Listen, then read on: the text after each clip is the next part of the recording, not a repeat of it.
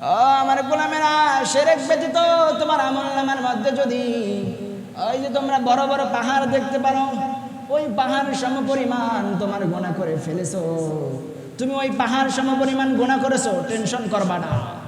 ওই পাহাড় সমপরিমাণ গুনার মধ্যে যদি শিরকের গুনাহ যদি না থেকে থাকে, আল্লাহ বললেন তোমার পাহাড় সমপরিমাণ গুনাহ আমি ইচ্ছে করলে মুহূর্তের মধ্যে ক্ষমা করে দেব। কিন্তু খবরদার আমার সাথে শিরক করবা না, কেননা আমার সাথে যদি তুমি শিরক করো তাহলে তোমার গুনাহ আমি ক্ষমা করব না। আমি শিরক ব্যতীত তুমি যে সমুদ্র দেখতে পারো, সমুদ্রের পানি সমপরিমাণ তোমার গুনাহ হয়েছে রে বান্দা, টেনশন করবা না, ভরসা রাখবা আমার উপরে। তুমি সমুদ্রের পানি সমপরিমাণ গুনাহ করে ফেলেছো, সমস্যা নাই। কিন্তু ওই গুনার মধ্যে যদি শিরকের গুনাহ যদি না থেকে থাকে, আল্লাহ বললেন তোমার সমুদ্রের পানি সমপরিমাণ গুনাহ আমি রব্বুল আলামিন ইচ্ছে করলে মুহূর্তের মধ্যে ক্ষমা করব। এই পৃথিবীতে কেউ স্থায়ী হয় না,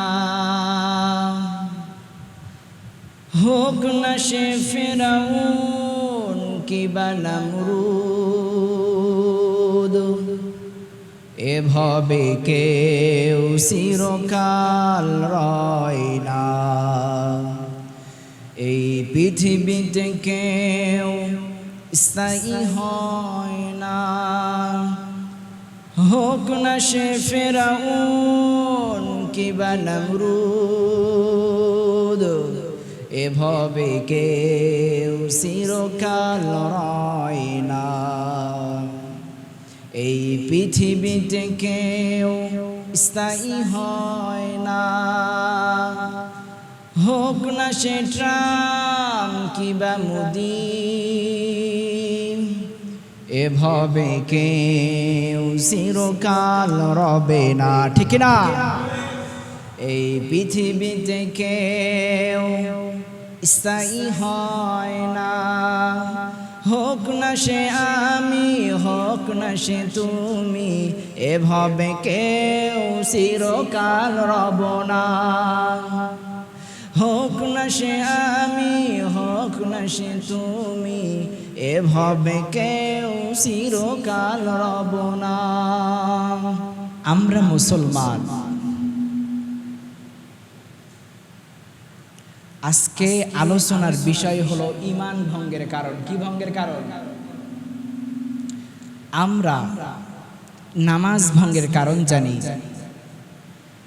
রোজা ভঙ্গের কারণ জানি, হজ ভঙ্গের কারণ জানি, অজু ভঙ্গের কারণ জানি, কিন্তু মুসলমানের সবথেকে মূল পয়েন্ট, সবথেকে মূল বিষয় যেটি ছাড়া জান্নাতে যাওয়া যাবে না, সেই ঈমান ভঙ্গের কারণ আমরা অনেকেই জানি না। ঠিক না? ঈমান ভঙ্গের কারণ জানেন আপনারা? অনেকেই ঈমান ভঙ্গের কারণ জানি না আমরা। কাজে আজকে আলোচনার বিষয় হলো ঈমান ভঙ্গের কারণ। ঈমান ভঙ্গের কারণ হলো 10টি। কয়টি? 10টি ঈমান ভঙ্গের কারণ। ঈমান ভঙ্গের কারণ 10টি, তার মধ্যে 1 নাম্বার কারণ হলো শিরক করা। কি করা? এটি এখন মহামারীর মতো আকার ধারণ করেছে।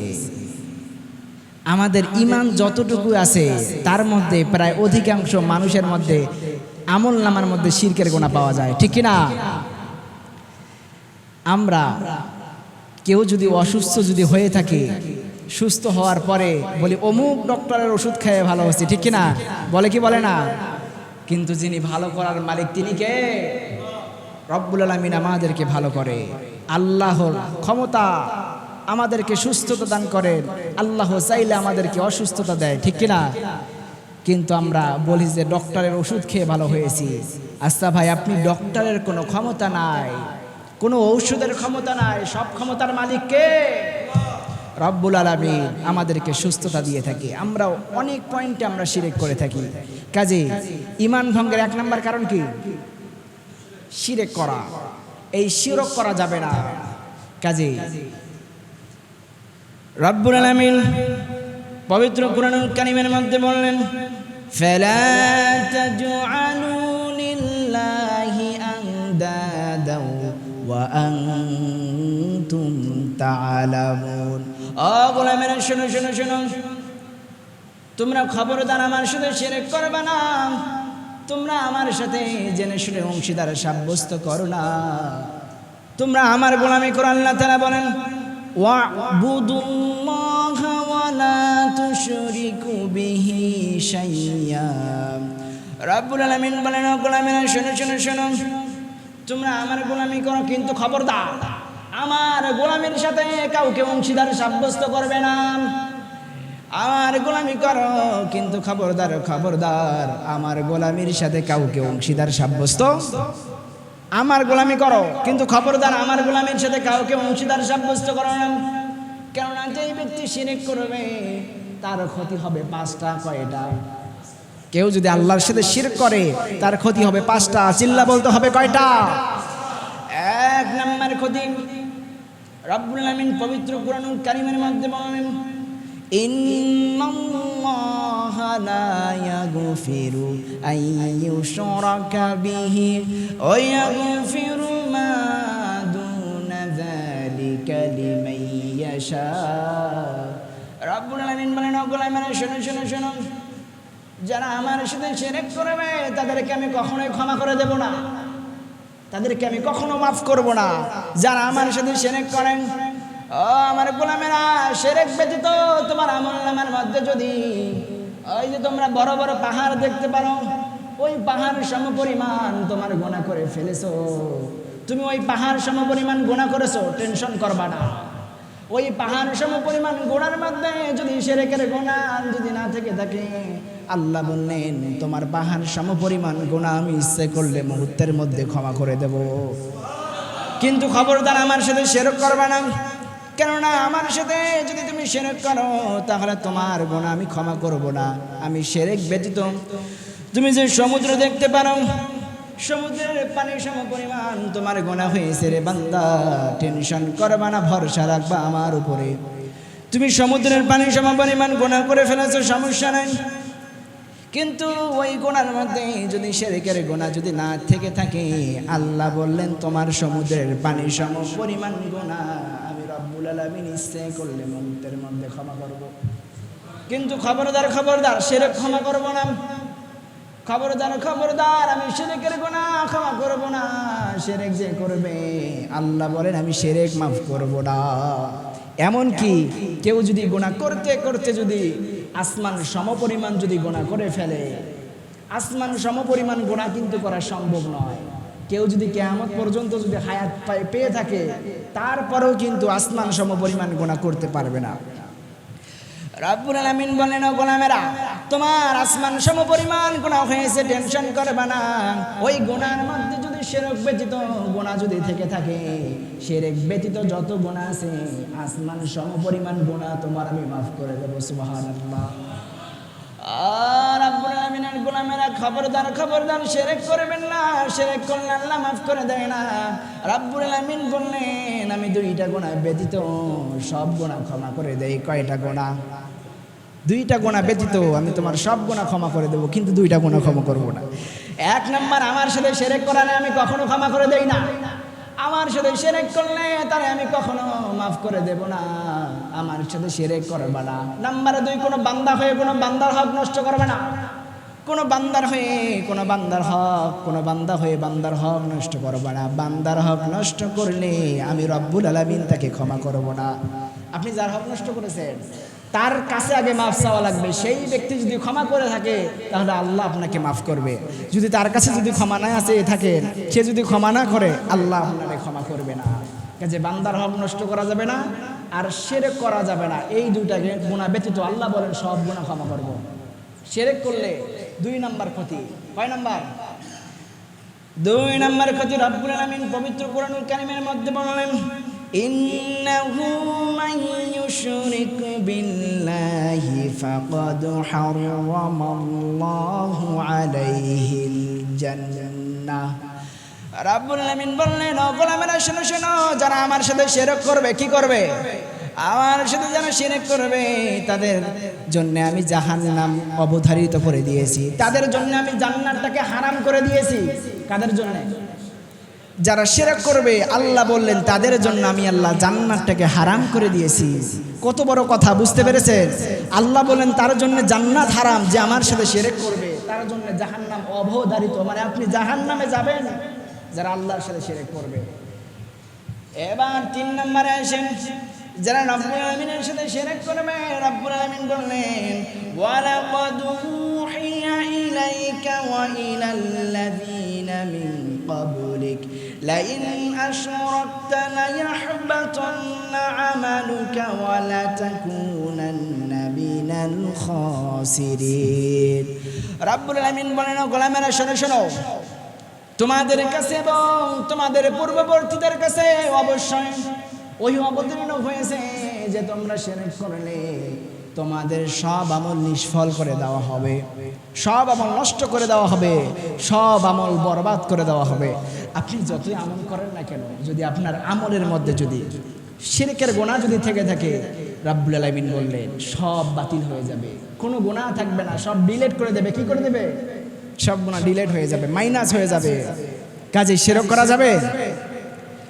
আপনি কত ওয়াক্ত নামাজ পড়েছেন, কত টাকা দান করেছেন, কতবার হজ করেছেন, আপনার আমলনামায় যত আমল থাকুক না কেন, কেউ যদি রব্বুল আলামিনের সাথে যদি শিরক যদি করে থাকে, কেউ যদি রব্বুল আলামিনের সাথে যদি শিরক যদি করে থাকে, রব্বুল আলামিন বললেন তার সমস্ত জিন্দেগির আমল বরবাদ করে দেওয়া হবে, নিষ্ফল করে দেওয়া হবে। এত বড় মারাত্মক গুনাহ শিরক। এবার 4 নাম্বার, যে শিরক করবে, 4 নাম্বার ক্ষতি হলো যে শিরক করবে, শিরককারী যদি শিরক করে যদি মুশরিক অবস্থায় যদি মারা যায়, আল্লাহ বললেন তার জন্য মাগফিরাত করাও জায়েজ হবে না। কোনো মুমিনের জন্য, এমনকি কোনো নবীও কোনো মুশরিকের জন্য, কোনো কাফিরের জন্য মাগফিরাতের দোয়া করতে পারবে না। রব্বুল আলামিন পবিত্র কোরআনুল কারীমের মধ্যে বলেন, ও নবীজি শুনেন শুনেন, মা কানা লিন-নাবিয়্যি ওয়াল-লাযীনা আমানু আইয়াস্তাগফিরু লিল-মুশরিকিনা ওয়ালাউ কানু উলি কুরবা মিন বা'দি মা তাবাyyana লাহুম আন্নাহুম আসহাবুল জাহিম। আল্লাহ তাআলা বললেন কোন মুমিন কোন নবীর জন্য উচিত হবে না কোন মুশরিকের জন্য ক্ষমা প্রার্থনা করা।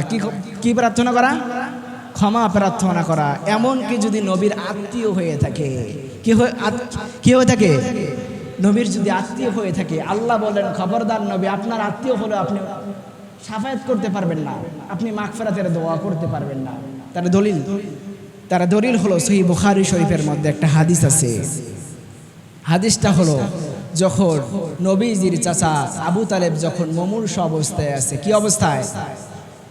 বিশ্ব নবীর চাচা আবু তালেব যখন মুমূর্ষ অবস্থায়, বিশ্ব নবী আবু তালেবের কাছে গেল।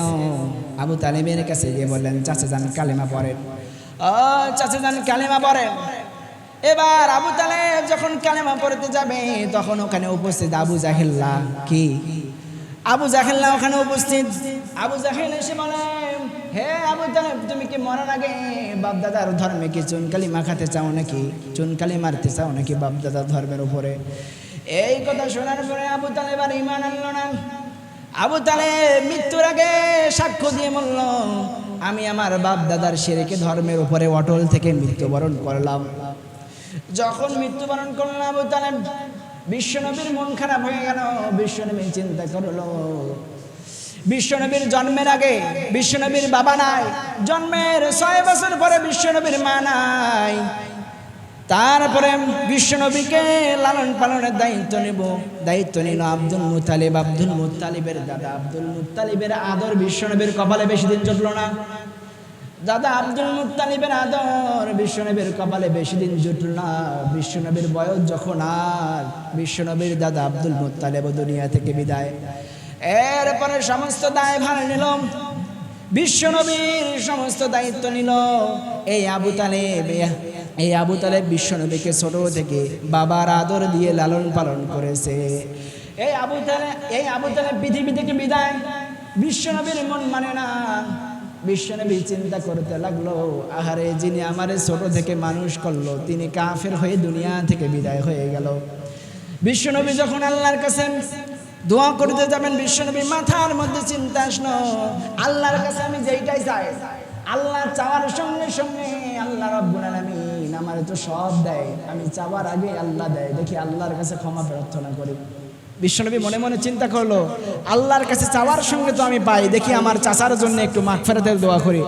যখন বিশ্বনবী তার চাচার জন্য যখন দোয়া করতে যাবেন, রাব্বুল আলামিন পবিত্র কুরআনুল কারীমের মধ্যে সুন্দর করে আয়াতে কারিমা নাজিল করে বললেন, মা কানা লিন নবী ওয়াল্লাযীনা আমানু ওয়ায়াস্তাগফিরু লিল মুশরিকিন। জিবরাইল যাও যাও নবীর কাছে যাও, নবীর কাছে গিয়ে বলো কোনো কাফেরের জন্য কোনো মুশরিকের জন্য নবীরও উচিত হবে না তেনার জন্য দোয়া করা, এমনকি নবীর আত্মীয় যদি হয়ে থাকে, নবীর আত্মীয় হলেও তার জন্য দোয়া করা জায়েজ হবে না। সে যদি শিরক করে মারা যায়, সে যদি মুশরিক অবস্থায় মারা যায়, কাজে আপনি আমি কি ভাই, আপনি আমি এখন পয়েন্টে পয়েন্টে শিরক করতেছি। কেউ যদি শিরক করে মারা যায়, তার 5 নাম্বার ক্ষতি হলো তার কোনো আমল রব্বুল আলামিনের দরবারে কবুল করা হবে না। কি করা হবে না? রব্বুল আলামিনের দরবারে কবুল করা হবে না।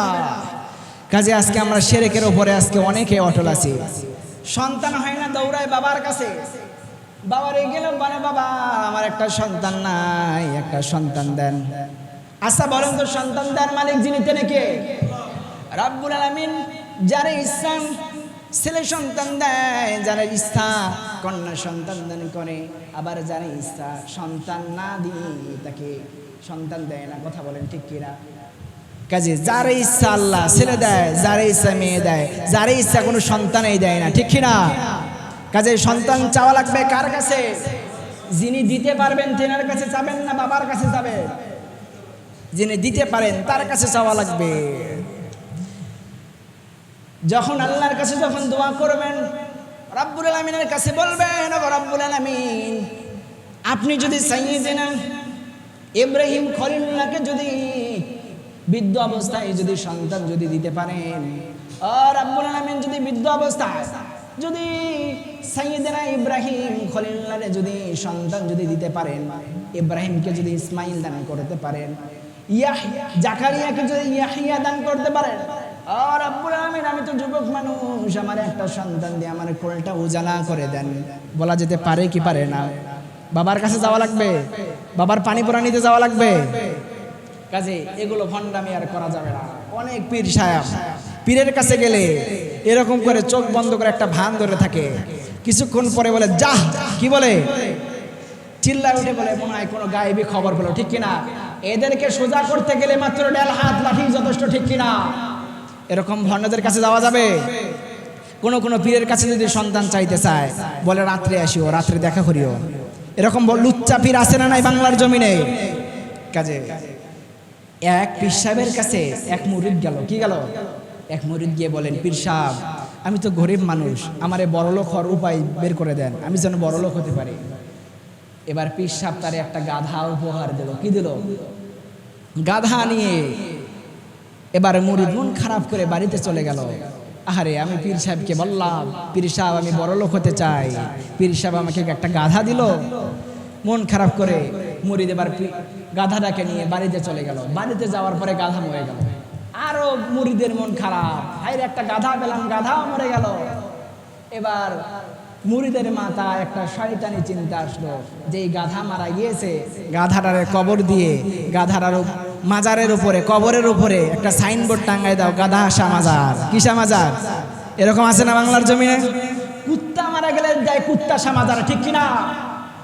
পাগলি মরে গেলে দেয় পাগলি সামাজার। এরকম মাজার আছে না নাই? অনেকদিন পরে পীর সাহেব মুরিদের খবর নেওয়ার জন্য বাড়িতে চলে আসলো। বাড়িতে এসে দেখে পীর সাহেবের মুরিদের বাড়ির গেটে যখন পা দিল, দেখলো মুরিদের বিরাট অবস্থা। মুরিদকে ডেকে বলল, রে মুরিদ এগুলো হলো কেমন করে? এবার মুরিদ পীর সাহেবকে বললেন, পীর সাহেব শোনেন, আপনি যে আমারে গাধা দিয়েছিলেন, কিছুদিন পর বাড়িতে আনার পরে গাধাটা মরে গিয়েছে। পীর সাহেব এই বুদ্ধি করে এই হয়েছে। এবার মুরিদ বলতেছে, শোন।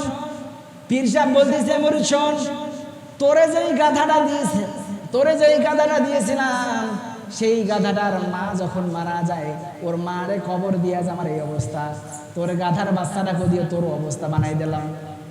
তাহলে দেখছে গাধার মা মারা গেল, মা দিয়েও বড় লোক, বাচ্চা মারা গেল, বাচ্চা দিয়েও বড় লোক, ঠিক কিনা? কাজে এখন সব থেকে বড় ব্যবসা হলো মাজারের ব্যবসা। 1 টাকা মাজারে দিবেন না, রাস্তার ফকিরকে টাকা দিবেন, জবাব পাবেন, মাজারে 1 টাকাও দিবেন না। যিনি মৃত মানুষ হয়ে আছে ওনার কিসের টাকার প্রয়োজন? ওনার কিসের টাকার প্রয়োজন? অনেকে আছে মাজারে গিয়ে সেজদা দেয়, এরকম লোক আছে না নাই?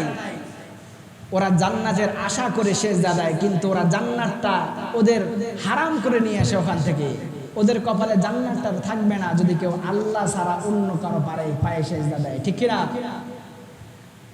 আল্লাহর নবী বিশ্ব নবী যখন তায়েফের জমিনে যখন কালেমার দেওয়ার জন্য কালেমার দাওয়াত দিতে তায়েফের জমিনে বিশ্ব নবী চলে গেলেন। তায়েফের যাওয়ার পরে বিশ্ব নবীর উপরে পাথর নিক্ষেপ করলো যুবকেরা। তায়েফের যুবকেরা বিশ্ব নবীকে রক্তাক্ত করে দিল।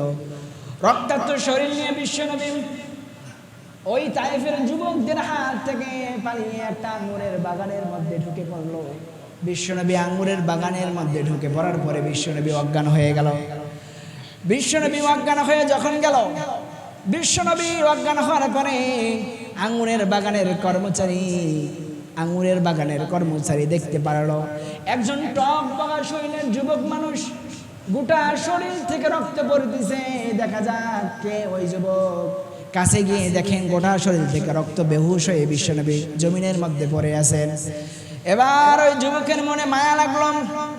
বিশ্বনবীর জন্য 1 ঝুপি আঙ্গুর পেরের রস করে বিশ্বনবীর কাছে 1 গ্লাস আঙ্গুরের রস দিলেন। আর বিশ্বনবীকে বললেন, হে যুবক, তোমার গা থেকে অনেক রক্ত পড়েছে, এই আঙ্গুরের রসটা তুমি খাও রে যুবক, তোমার ক্লান্তি দূর হবে।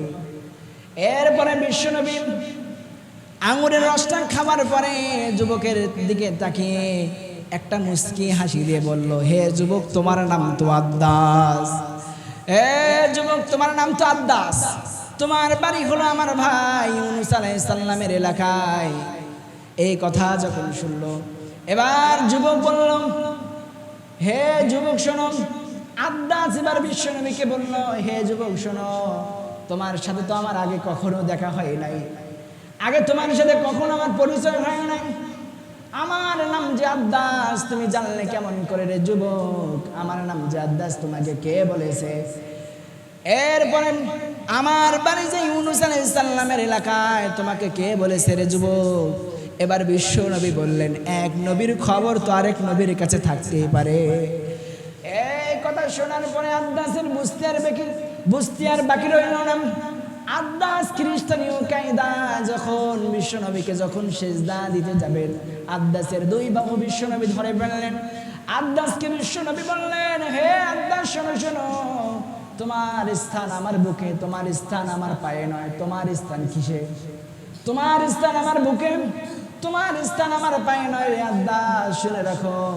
আদ্দাসের আর বুঝতে বাকি হলো না, আদ্দাস সঙ্গে সঙ্গে পড়ে নিল, আশহাদু আল্লা ইলাহা ইল্লাল্লাহু ওয়া আশহাদু আন্না মুহাম্মাদান আবদুহু ওয়া রাসূলুহু। কাজে এখান থেকে শিক্ষা নেওয়া গেল ঘটনা থেকে, নবীর পায়ে সেজদা দিতে গিয়েছিল, নবী তার বাহু ধরে ফেললো। তোমার স্থান আমার পায়ে নয়, তোমার স্থান আমার কিসে? আমার বুকে।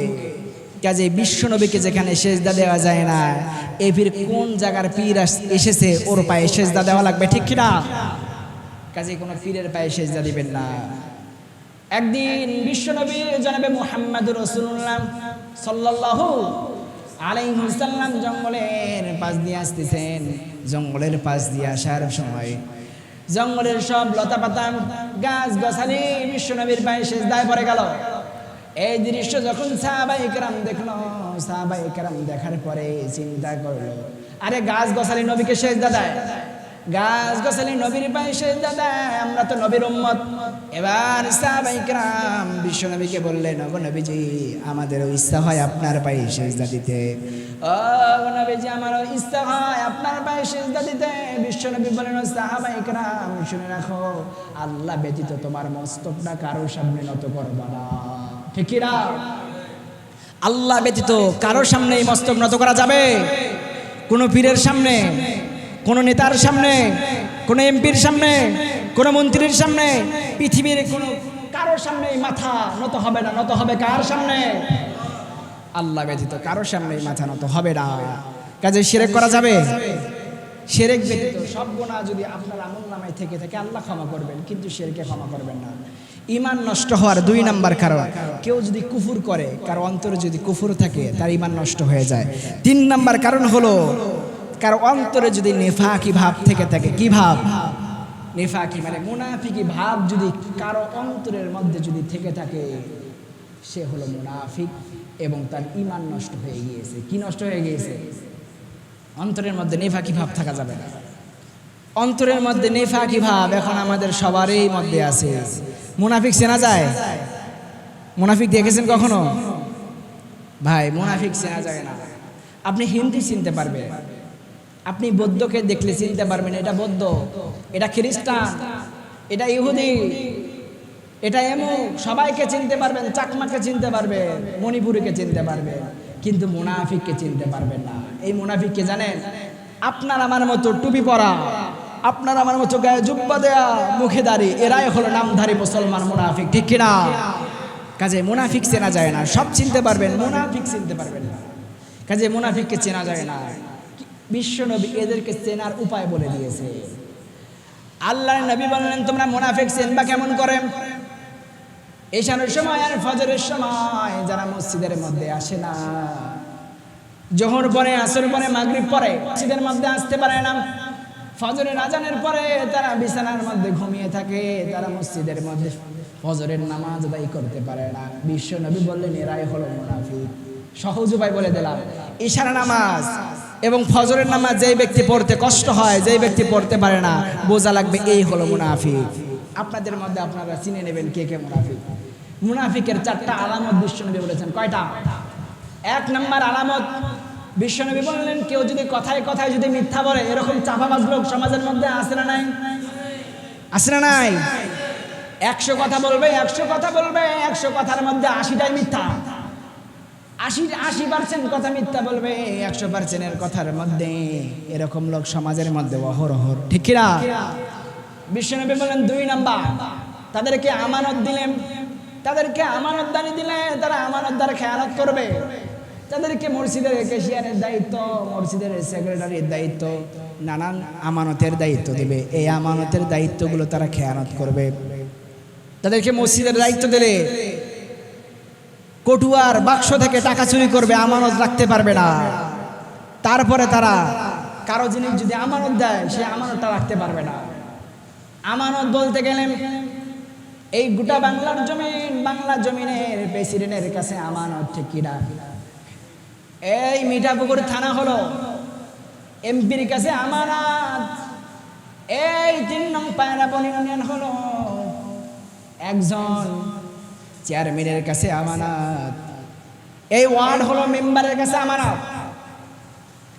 স্ত্রী তার স্বামীর কাছে আমানত, সন্তান তার পিতামাতার কাছে আমানত, নিজের বউ নিজের স্বামীর কাছে আমানত, এমন কি নিজের শরীর নিজের কাছে আমানত। নিজের শরীরটাও কিন্তু নিজের কাছে আমানত। এই শরীরটা যে আপনি দেখতেছেন, এই শরীর আপনার নয়। যেই শরীর আপনি দেখতেছেন আপনার, ওই শরীর আপনার নয়, আল্লাহর দেয়া আপনার শরীরটা আল্লাহ আপনাকে আমানত দিয়েছে। কেউ নিজের গায়ে নিজে আঘাত করতে পারবে না। আঘাত করে নিজের গা থেকে রক্ত বের করা হারাম। কি হারাম? যেমনি করে নিজের গা থেকে নিজে রক্ত বের করা হারাম, নিজের শরীরে নিজে ক্ষত করতে পারবে না, এটা যেমনি করে হারাম। আপনি যে বিড়ি খেয়ে আপনার শরীরের ক্ষতি করতেছে, আপনি যে গাঁজা খেয়ে আপনার শরীরের ক্ষতি করতেছেন, আপনি যে মদ খেয়ে আপনার লিভারের ক্ষতি করতেছেন, আপনি যে হাকিমপুরি রহমতুল্লাহ আলাইহি খায়া আপনার শরীরের ক্ষতি করতেছেন, এটাও কিন্তু আপনি আমানতের খেয়ানত করতেছেন। যারা জ্বর দেখাচ্ছে ভাই, তাদেরকে বলতেছে ভাই, আচ্ছা একজন ব্যক্তি বাজারে লাউ নিয়ে গিয়েছে, কি নিয়ে গিয়েছে? এখন উনি একজন বলতেছে ভাই কদু ক টাকা? ও বলতেছে কদু না, এটা লাউ। উনি বলতেছে কদু, এ বলতেছে লাউ। আচ্ছা, কদু আর লাউ কোনো পার্থক্য আছে? যেটাই লাউ সেটাই কদু। কাজে যেইটাই বিড়ি সেইটাই হলো জর্দা, কোনো পার্থক্য নাই। আমি মনে করি, আমি নয়, গোটা ডক্টরেরা, সায়েন্সের ডক্টরেরা মনে করে বিড়ির থেকে ওর জর্দা 1000 গুণ ক্ষতি করে বেশি। কাজেই বিড়ি কিন্তু আপনি ধোঁয়াটা উড়ে দিচ্ছেন, কিন্তু জর্দাটা পানের সাথে জন্মের মতো চিবায় চিবায় খেয়ে খেয়ে রস করে খেয়ে পেটের মধ্যে যাচ্ছে কি যাচ্ছে না? এটি কিন্তু সম্পূর্ণরূপে হারাম। জর্দা খাওয়া সম্পূর্ণরূপে হারাম। আমি নীলফামারীতে পড়াশোনা করেছিলাম, ওখানে দেখেছি আমার মাদ্রাসার পাশে তামাক আবাদ হতো। এই তামাক বাড়িতে দেখেছি বেড়াটাটি কিছুই দেয় না, কারণ এই তামাক পাতা গরুও খায় না, এই তামাক পাতা ছাগলও খায় না, এই তামাক পাতা ভেড়াও খায় না, এই তামাক পাতা আশরাফুল মাখলুকাত খায়, ঠিক কিনা? রব্বুল আলামিনের গুনামেনা শুনুন শুনুন শুনুন, রব্বুল আলামিন এই পৃথিবীর জমিনের মধ্যে সব থেকে সম্মানিত করেছেন মানুষকে। আচ্ছা বলেন তো, যেই জিনিস গরুও খায় না, যেই জিনিস ছাগলও খায় না, যেই জিনিস ভেড়াও খায় না, সেই জিনিস আপনি মানুষ হয়ে কেমনে করে খান? আপনার লজ্জা লাগে না? আপনারা কি লজ্জা লাগে না? আপনারা কি শরম লাগে না? যেই জিনিস গরুও খায় না, সেই জিনিস আপনি মানুষ হয়ে কেমন করে খান? সেই জিনিস আপনি কেমন করে খান? বিবেকের মধ্যে একটা বারের জন্য চিন্তা করার দরকার আছে না নাই? কাজে জর্দা খাওয়া যাবে? আজকাল 2 নাম্বার কি বললাম? আমানত খেয়ানত করা। কি নাম্বার? 2 নাম্বার, আমানত খেয়ানত করা। এখন কিছুদিন আগে, কিছু বছর আগে এক জায়গায় ব্রিজ তৈরি করেছিল। কি তৈরি করেছিল? এই ব্রিজ তৈরি করতে গিয়ে রডের জায়গায় দিয়েছে বাঁশ। বাঁশ দেওয়ার পরে আলেম ওলামারা ওনার বিরুদ্ধে কথা বলতেছে। এখন উনি বলতেছে হুজুরা তো সায়েন্স বুঝে না, সায়েন্স বুঝে না। কয় সায়েন্স মানে কি? সায়েন্স মানে বিজ্ঞান। কয় বিজ্ঞান বলে রড এক সময় জং লাগে, কিন্তু বাঁশ জং লাগে না। এরকম আমানতদার হলে হওয়া যাবে? কাজে গোটা বাংলাদেশ যেন সৎ লোকের কাছে আমানতদার থাকে। আপনারা চান কি চান না? সব দেখা শেষ, আগামীর বাংলাদেশ কোরআনের বাংলাদেশ, ঠিক কিনা?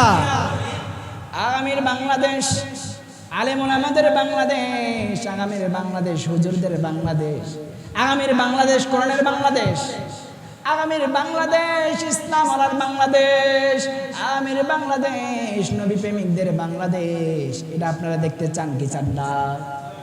কাজে যেন আমানত রক্ষা করতে পারে এরকম নেতাকে ভোট দিয়ে পাশ করার দরকার আছে না নাই? কাজে আমানত ঈমান মুনাফিকের 3 নাম্বার কারণ হলো তারা ওয়াদা দিয়ে ওয়াদা খেলাফ করে। কি খেলাফ করে? ওয়াদা দিয়ে ওয়াদা খেলাফ করে। এক চেয়ারম্যান সাহেব ভোটের আগে বলতেছে, ভাইয়েরা আমার শোনেন, ভাইয়েরা আমার, আমি যদি ইউনিয়নের যদি চেয়ারম্যান হই, ইউনিয়নের যদি আমি চেয়ারম্যান হই, ইনশাল্লাহ আমি এই গ্রামে এই ইউনিয়নে একটা ব্রিজ করে দেব। একজন বলতেছে, নেতা সাহেব আমাদের গ্রামে তো নদী নালা খাল বিল কিছুই নেই, ব্রিজ করবেন কোথায়? বলে দরকার পড়লে নদী কেটে ব্রিজ করে দেব। এরকম চাপাবাজ লোক আছে না নাই? এরকম ওয়াদা দিয়ে ওয়াদা খেলাফ করে এরকম নেতা আছে না নাই সমাজের মধ্যে? কাজে এরকম নেতা, এরা হলো মুনাফিক। 4 নাম্বার মুনাফিকের কারণে কারোর সঙ্গে যদি পারস্পরিক ঝগড়া যদি লেগে যায়, কারোর সাথে যদি কারো ঝগড়া লেগে যায়, বিশ্বনবী বললেন 4 নাম্বার মুনাফিকের কারণ হলো কারোর সাথে যদি কারো পারস্পরিক যদি ঝগড়া বিবাদ যদি লেগে যায়, যারা অশ্লীল ভাষায় গালিগালাজ করেন, এরকম আছে না নাই? একবার যদি কারোর সাথে ঝগড়া যদি লেগে যায়, বিশেষ করে মা বোনেরা ওরে মুখ খারাপ করে গালিগালাজ করে ওর বংশশুদ্ধা উদ্ধার করে দেয়, ঠিক কিনা? এমনভাবে গালিগালাজ করে কি করে না? এরা হলো মুনাফিক। কারোর সাথে ঝগড়া বিবাদ লাগলে যে অশ্লীলভাবে গালিগালাজ করে, এরা হলো মুনাফিক। আর বিশ্বনবী আর রব্বুল আলামিন বললেন, ইন্নাল মুনাফিকিনা ফিদ দারকিল আসফালি মিনান নার। গোলামেরা শোনো শোনো শোনো, যারা পৃথিবীর জমিনের মধ্যে যারা মুনাফিক হবে, যারা মুনাফিক হবে, এরা জাহান্নামের মধ্যে যাবে। জাহান্নামের মধ্যে শুধু যাবে না, জাহান্নামের সব থেকে নিম্ন স্তরে যাবে। হাওয়া গর্তের মধ্যে তারা যাবে। তারা জাহান্নামের মধ্যে যাবে না, জাহান্নামের মধ্যে শুধু যাবে না, একদম জাহান্নামের মধ্যে সব থেকে নিম্ন স্তরে যে জায়গার মধ্যে মুনাফিকেরা সেই জায়গার মধ্যে যাবে। আচ্ছা, আপনারা বড় বড় কাফেরের নাম বলেন তো। ফেরাউন, নমরুদ, হামান, কারুন, সাজ্জাদ, আবু জাহেল্লা, এরা থাকবে জাহান্নামের উপরে। নমরুদ থাকবে জাহান্নামের উপরে, ফেরাউন থাকবে জাহান্নামের উপরে, কারুন থাকবে জাহান্নামের উপরে, আবু জাহেল্লা থাকবে জাহান্নামের উপরে। কিন্তু যারা মুনাফিক হবে আল্লাহ বলেন তারা জাহান্নামের উপরে নয়। আল্লাহ বলেন তারা জাহান্নামের উপরে নয়, একদম জাহান্নামের সবথেকে নিম্ন স্তর হাওয়া জাহান্নামের মধ্যে, হাওয়া গর্তের মধ্যে তারা থাকবে। কাজে মুনাফিক হওয়া যাবে না। আর রব্বুল আলামিন বলেন, গোলামেরা শুনুন শুনুন শুনুন, বাশশিরিল মুনাফিকিনা বিআন্না লাহুম আযাবিন আলীম। বিশ্বনবী তাদেরকে সুসংবাদ দাও, মুনাফিকদেরকে সুসংবাদ দাও, মুনাফিকদেরকে বলে দাও তাদের জন্য শীঘ্রই আযাব অপেক্ষা করতেছে। কাজে যারা মুনাফিক হবে তারা কোথায় যাবে?